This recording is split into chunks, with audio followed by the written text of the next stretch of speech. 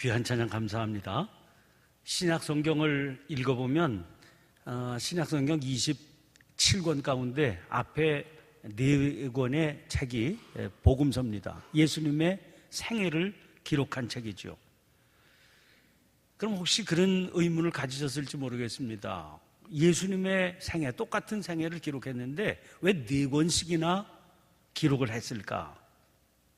특별히 앞에 처음 등장하는 3권은 이제 마태복음을 읽든지 마가복음을 읽든지 아주 전문적으로 유심히 읽지 않으면 뭐 그 기록 내용이 흡사한 게 많기 때문에 아예 이름을 공관복음, 거의 같은 시선에서 기록한 복음, 이렇게 묶어서 부를 정도라서 더더욱 그렇습니다. 그 왜 4권씩이나 될까? 제가 이제 부모님 장례를 모실 때 이런 경험을 했습니다. 저희가 8남매인데요. 아버지 세상 떠나시고 어머니 세상 떠나시고 그러면 장례를 모시면서 이제 오랜만에 가족들이 다 한 자리에 모이게 되니까 뭐 이런저런 얘기들을 하게 되는데 그 얘기들을 하는 거 보면서 아버지에 대한 형님의 기억이 다르고 제 기억이 다르고 또 저희 동생들의 기억이 다르구나, 경험이 다르구나, 이런 사실을 발견했습니다. 그러면서 그 독특한 자기만의 경험들을 가지고 있는데 그 독특한 자기만의 경험이 곧 그가 누구인지를 설명해 주는구나. 나는 그런 거 별로 심각하게 생각하지 않았는데 저희 동생에는 아주 그게 자기의 생애의 아주 기억될 만한 독특한 경험이거든요. 제 성격이 저랬지. 그러니까 그게 쟤한테 굉장히 중요한 경험이 되겠구나.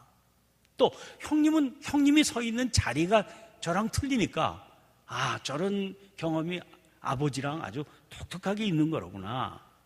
이런 생각들이죠. 그가 지니고 있는 독특한 경험의 기억이 그가 누군지 그의 특성을 반영하는 겁니다.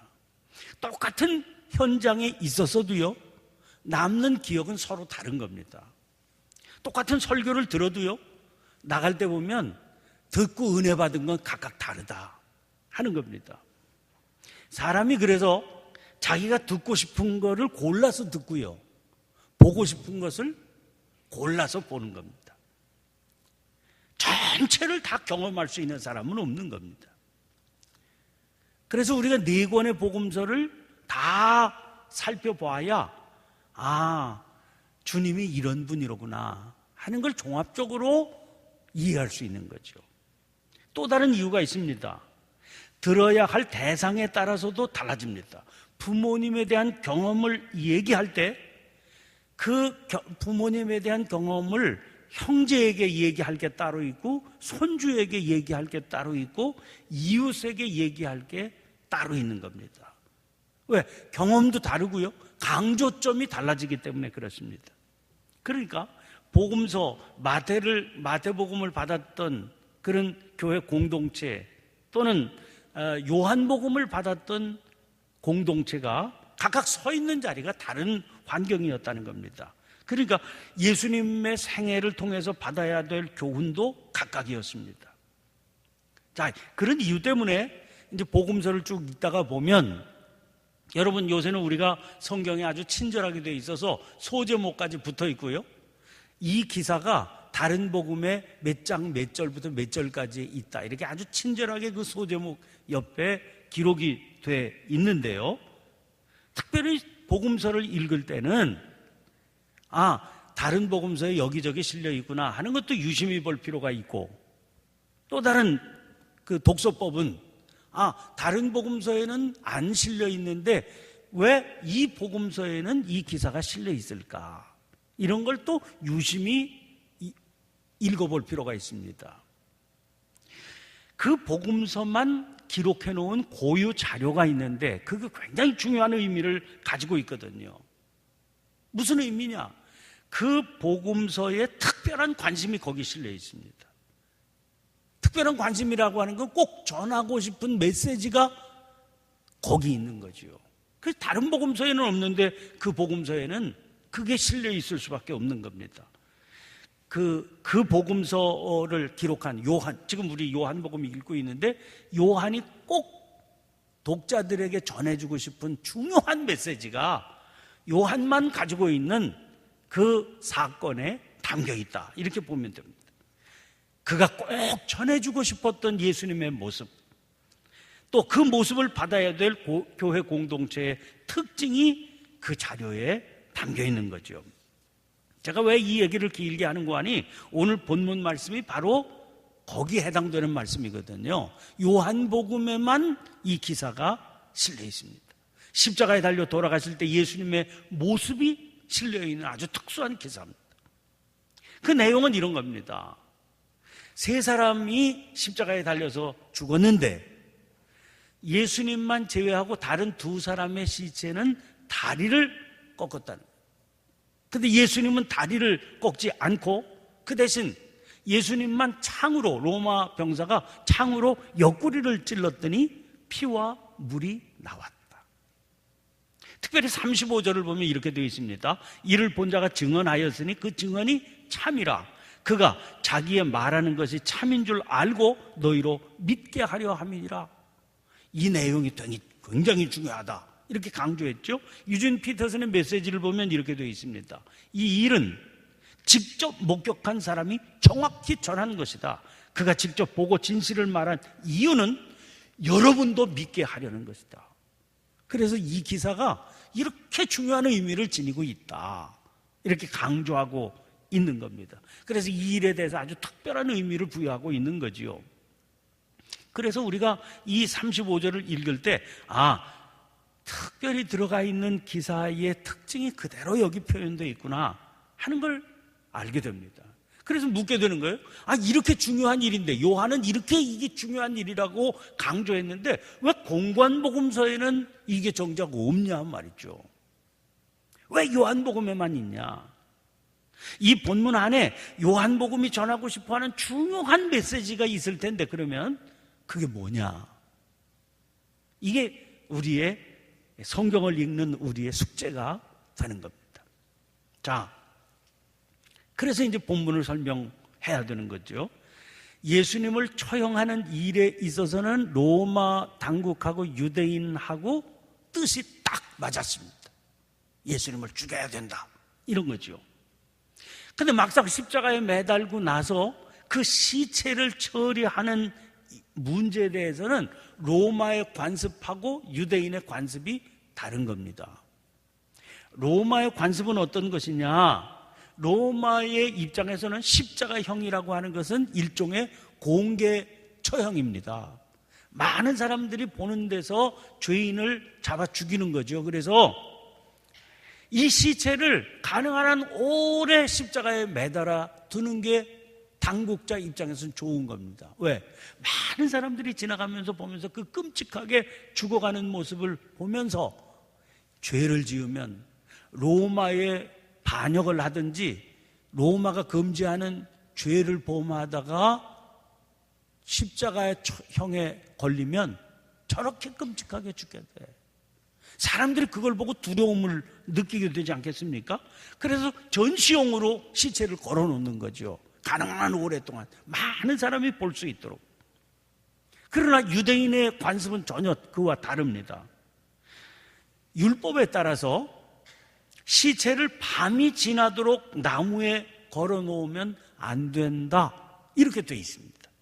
신명기 21장 22절 23절에 이렇게 되어 있습니다. 사람이 만일 죽을 죄를 범함으로 내가 그를 죽여 나무 위에 달거든 그 시체를 나무 위에 밤새도록 두지 말고 그날에 장사하여 내 하나님 여호와께서 내게 기업으로 주시는 땅을 더럽히지 말라. 나무에 달린 자는 하나님께 저주를 받았음이니라. 나무에 달려서 죽어야 될 정도의 죄를 지은 자는 하나님한테 저주를 받은 거기 때문에 그렇게 오랫동안 달아놓으면 안 된다. 밤이 되기 전에 묻어라. 그래서 그 땅을 더럽히지 말아야 된다. 이렇게 율법에 써 있거든요. 그런데요, 예수님이 처형당하신 그 다음 날이 안식일입니다. 그것도 보통 안식일이 아니라 유대인들이 1년 중에 제일 거룩한 안식일로 여기는 6월절 명절이 시작되는 안식일이에요. 보통 날도 밤에 시체를 달아놓으면 안 된다고 율법에 써 있는데, 아니 그게 보통 날이 아니라 6월절의 첫 안식일인데, 아니 그날에 저 시체를 달아놓은 채 그 안식일을 맞이한다는 게 더더구나 예루살렘 성에서 이게 말이 되는 소리입니까? 31절을 세번역으로 보면 이렇게 되어 있어요. 유대 사람들은 그날이 6월절 준비일이므로, 그러니까 6월절 전날이다 그 말이죠. 안식일의 시체들을 십자가에 그냥 두지 않으려고 그 시체의 다리를 꺾어서 치워달라고 빌라도에게 요청하였다. 그 안식일은 큰 날이었기 때문이다. 무슨 말씀인지 이제 이해가 되죠. 결국 유대인들은 율법 준수를 위해서 빌라도에게 특별한 조치를 부탁한 겁니다. 이거 십자가에 달아둬서는 안 되겠다. 그러니까 이번만은 오래 걸어두지 말고 장사 지내게 해달라. 그런데 문제는 십자가에 매달려서 빨리 죽는 죄수도 있지만 오래 가는 죄수도 있거든요. 그 오래 간다는 말은 뭡니까? 아직 살아있다는 거예요. 십자가에 달리기는 했지만. 그러니까 이렇게 아직 죽지 않은 죄수를 끌어내리면은요, 도망칠 수도 있지 않습니까? 그래서 이런 경우에, 오래 달아두지 못하는 경우에는 이 도망하는 걸 방지하기 위해서, 그래서 아주 빨리 죽도록 하기 위해서 다리를 꺾어 놓는다, 이런 처형 방법이 있었다는 거죠.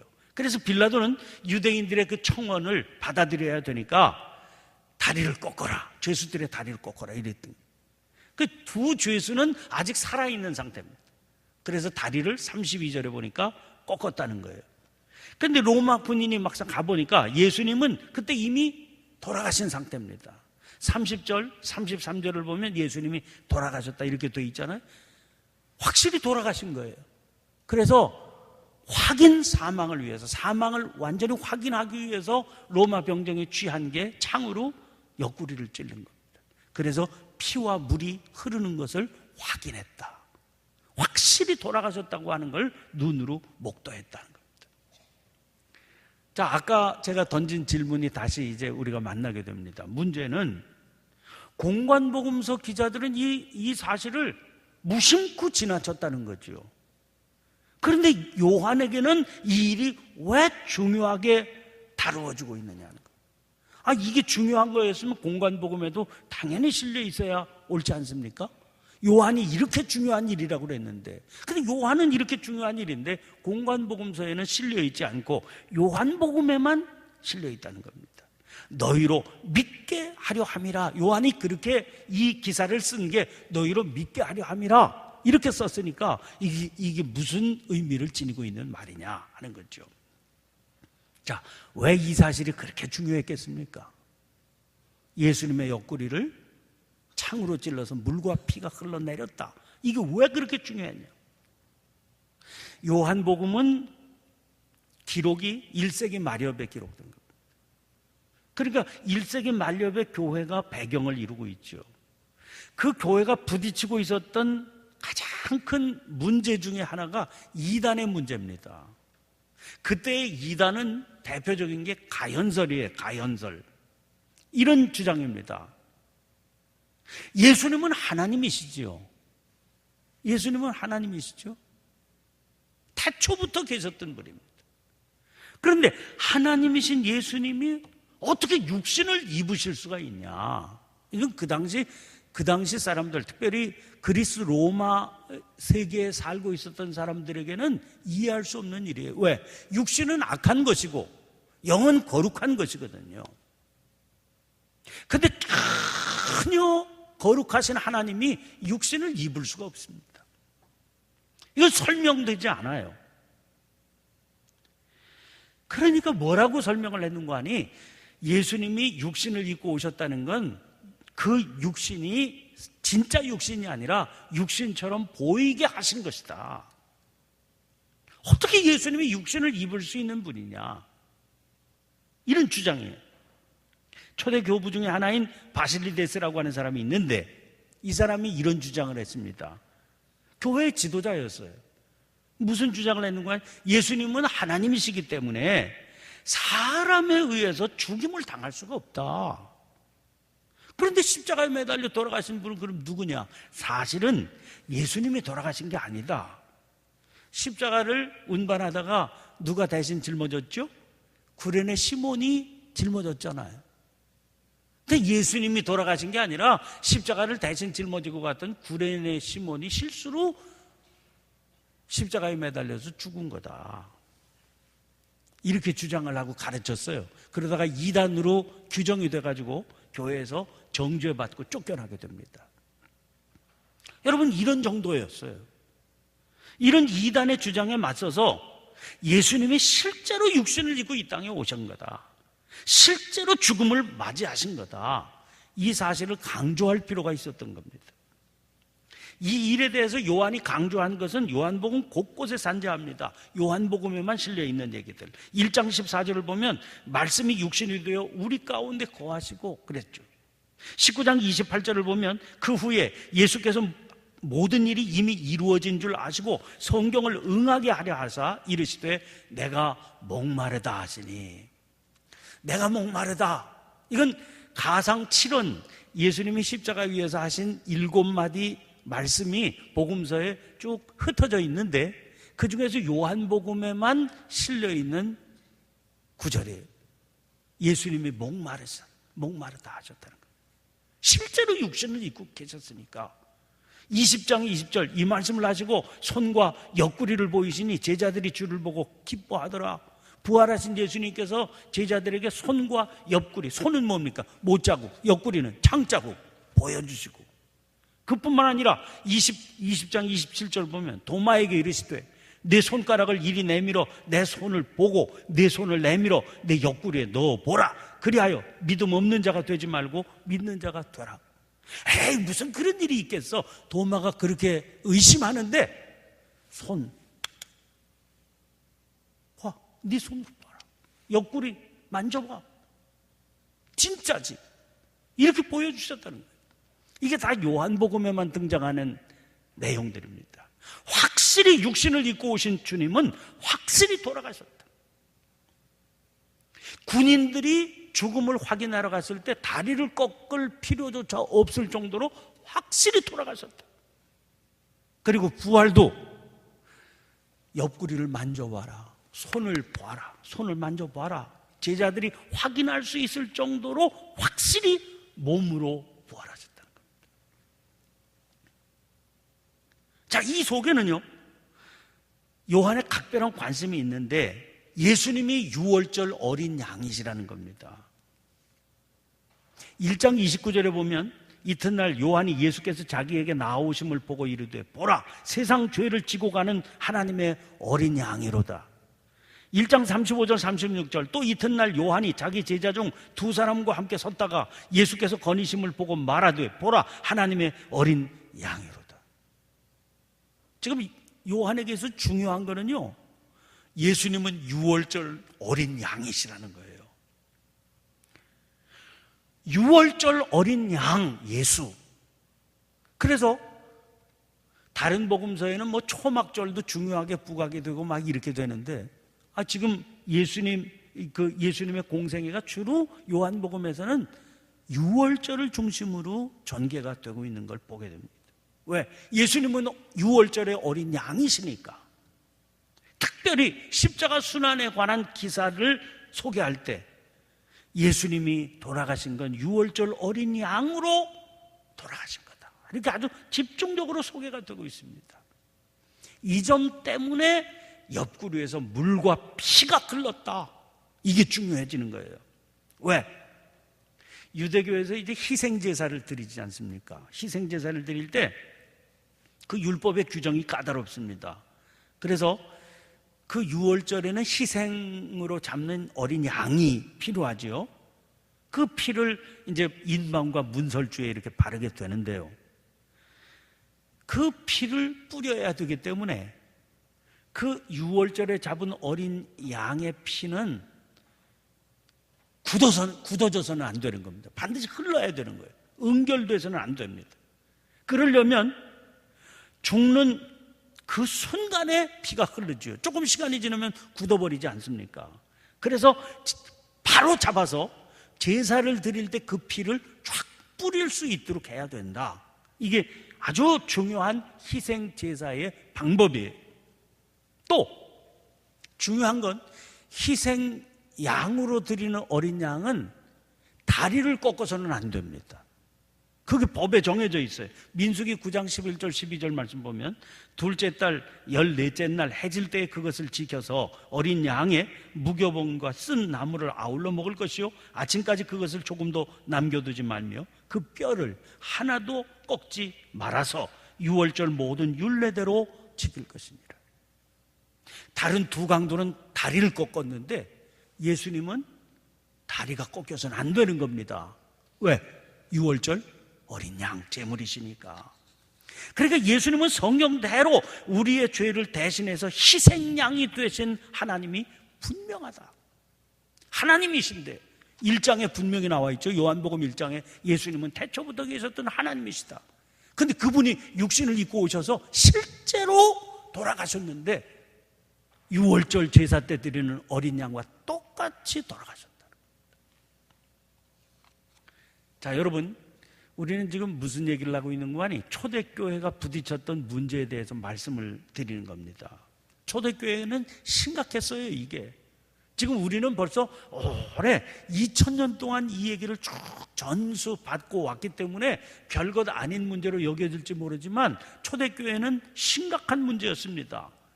그게 무슨 문제였는 거 아니? 전능하시고 영원하신 하나님께서 어떻게 육신을 입으시고 십자가에 달려 돌아가시느냐 말이에요. 이건 말도 안 되는 얘기다. 그리고 어떻게 죽은 자가 다시 살아나냐? 이건 말도 안 되는 얘기다. 그 당시의 세계는 이 가르침이 도저히 이해될 수도 없고 납득될 수도 없는 차원의 얘기였다는 겁니다. 그러니까 소통이 안 되는 얘기를 하는 거예요. 말이 통하지 않는 얘기를 주장하는 거예요, 교회가. 여러분, 당시 가연설 같은 이단들은요, 지금의 신천지 같은 이단들하고는 전혀 다릅니다. 아까 교회 지도자가 이단으로 흘렀다, 그렇게 말씀을 드리지 않았습니까? 지금 신천지 같은 이단은요, 사람들을 혹세 미혹시켜가지고 자기의 어떤 부를 하고 자기의 그래서 사람들을 착취하는 그런 아주 사악한 집단이지요. 초대교회 이단들의 특징은 뭐냐 하면 지금 그런 신천지와는 다른 게 나름대로 이렇게 말도 안 되는 얘기를 어떻게 가르치냐. 그러니까 세상에 대해서 말이 되는 얘기를 해야지 그 받아들이고 귀를 열 거 아니냐. 어떻게 하면 이해와 소통의 다리를 놓을 수 있느냐. 이런 시도였다고 보여요. 아니, 죽은 자가 살아나고 전능하신 하나님이 십자가에 매달려 저렇게 비참하게 돌아가셨고 죽었다. 이게 말이 돼. 사람들은 그런 얘기를 하면 아주 귀 닫고 듣지도 않는다. 그런 고민에서 나오는 겁니다. 그런데 이런 생각들, 어떻게 생각하면 건전한 생각 아닙니까? 교회가 살아남도록 하는, 교회가 어떻게 예수의 그 가르침을 전할 수 있을 것인가? 살아남아야 가르칠 거니까. 그런데 그런 생각들을 단호하게 이단으로 규정하고 그건 아니다. 왜? 이게 복음이니까. 이건 실제니까. 눈으로 목도한 사실이니까. 이걸 어떻게 아니라고 그러느냐. 그래서 이단으로 정죄하는 거죠. 바로 그 복음이야말로 우리를 향하신 하나님의 사랑이 분명하고 이걸 생생하게 보여주신 것인데 어떻게 아니라고 그러고 세상 사람들 듣기에 합당한 얘기만 바꾸어서 말할 수 있느냐. 이 교회의 고민이죠. 그런데 우리의 생각은 이렇습니다. 아니, 그렇게 말도 안 되는 주장인데 그 주장이 어떻게 사람들에게 가서 전달이 되고 그게 전수되어서 그 복음이 우리에게까지 올 수 있었겠느냐 말이죠. 어떻게 그게 가능했을까? 여러분, 성도들은 이 말도 안 된다고 세상 사람들이 생각하던 하나님의 그 사랑을 자기들의 몸으로 보여주었던 거예요. 자기들의 삶으로 납득을 시켰던 겁니다. 아, 저 사람들의 삶을 보니까 그게 가능하겠구나. 사람이 어떻게 저렇게 살 수 있어? 저런 사랑의 삶을 사는 걸 보니까 저 사람들이 주장하는 말도 안 되는 주장이 사실이로구나. 그래서 우리가 복음을 받을 수 있었던 겁니다. 그래서 생각하게 됩니다.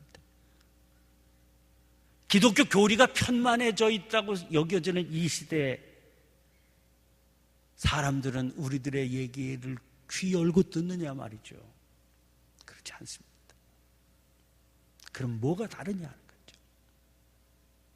거죠. 6월절 어린 양, 희생양으로 돌아가시면서 그 사랑을 우리에게 전해주신 그 사랑 때문에 우리가 복음에 눈을 뜨고 생명을 얻게 됐는데, 이 시대를 변화시킬 것은 다른 어떤 무기가 또 있을 수 있겠느냐. 주님, 복음을 몸으로 살고 삶으로 드러내 보일 수 있는 그런 주의 백성들로 이 시대를 살아가게 해 주옵소서. 이게 우리의 큰 기도의 제목이 되어야 될 줄로 믿습니다. 우리 함께 주여 한번 힘차게 외치고 통성으로 주신 말씀 붙들고 간절히 기도하시고, 또 교회를 위해서, 가정을 위해서, 그리고 조국을 위해서 여러분 성령께서 기도하게 해주시는 제목을 따라 자유롭게 기도하시다가 자유롭게 돌아가시길 바랍니다. 함께 기도하십시다. 주여!